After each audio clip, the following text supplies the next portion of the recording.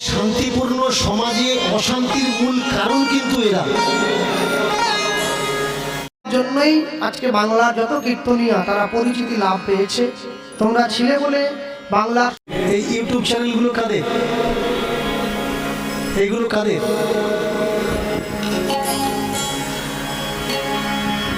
এগুলো করলে হবে না, কিন্তু ঘোরা যাবে। এগুলো কাদের? ক্যামেরাগুলো কাদের?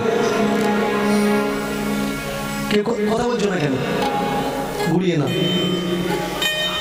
ঘুরিয়ে নাও ক্যামেরাগুলো। ঘুরা, ক্যামেরা রাখা চলবে না। ঘুরিয়ে নাও, ঘুরিয়ে নাও।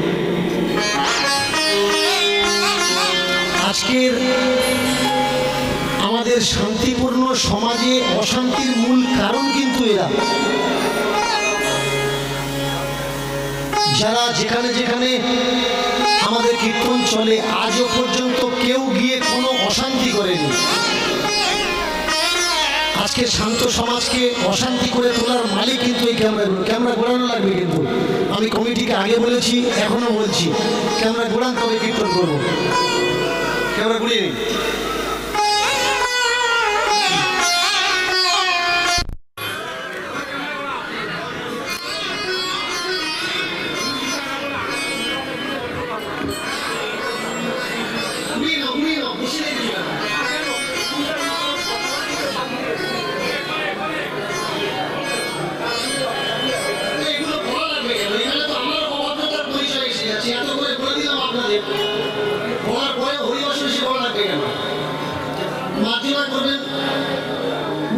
কথা বলার জন্য, কারণ আমি প্রথমেই বলে দিয়েছি, আগে বলে দিয়েছি, এখনো বলছি, একটু মন দিয়ে শুনো।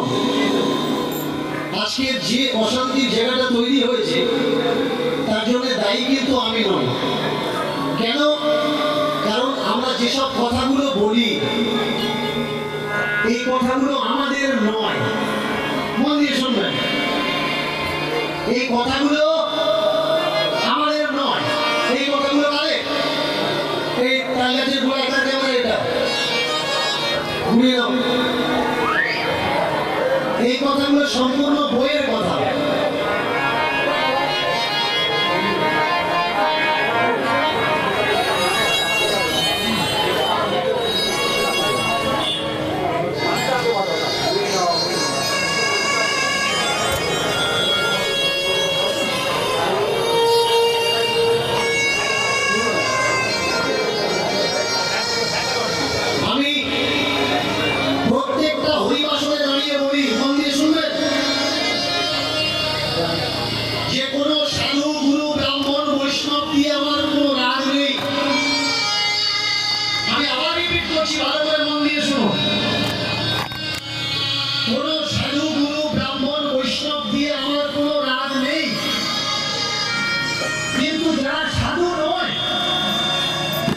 অসাধু ব্যক্তি সাধুর পোশাক পরে ধর্মকে ধান্দা বানিয়ে আমার সমাজকে ভুল দিশা দেখাচ্ছে।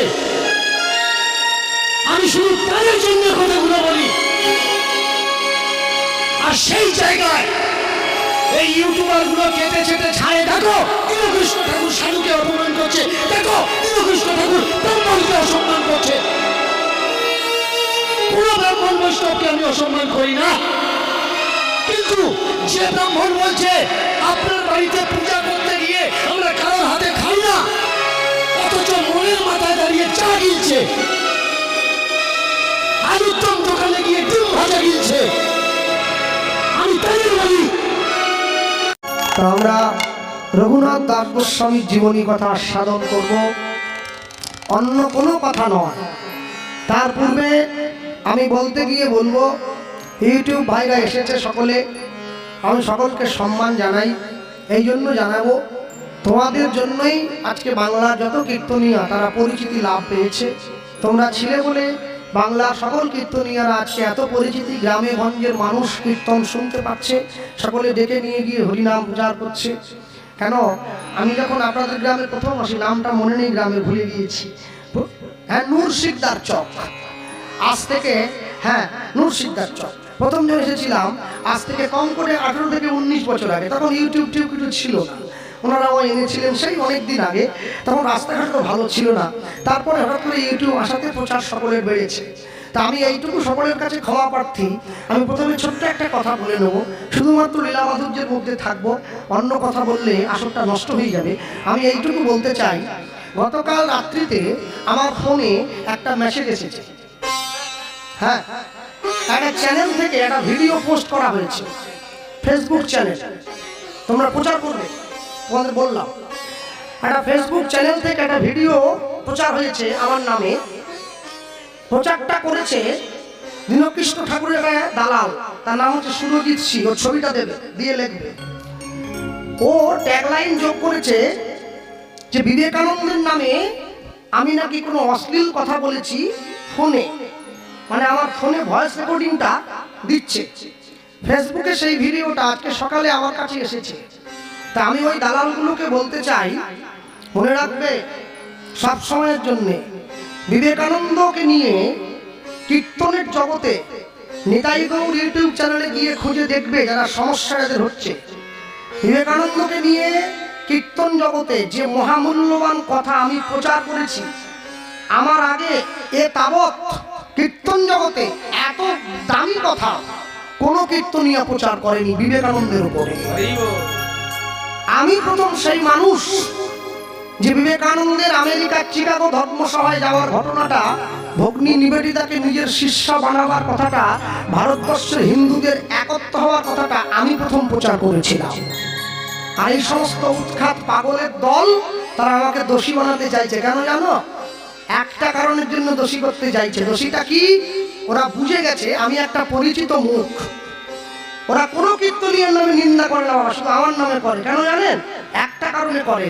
ওরা জানে এই পরিচিত মুখটাকে বন্ধ করে দিতে পারলে ওই ঠাকুর না নস্কর ও আবার আগের জায়গা ফিরে পাবে, আর কোনোদিন পাবে না, কোনো দিনের জন্য পাবে না।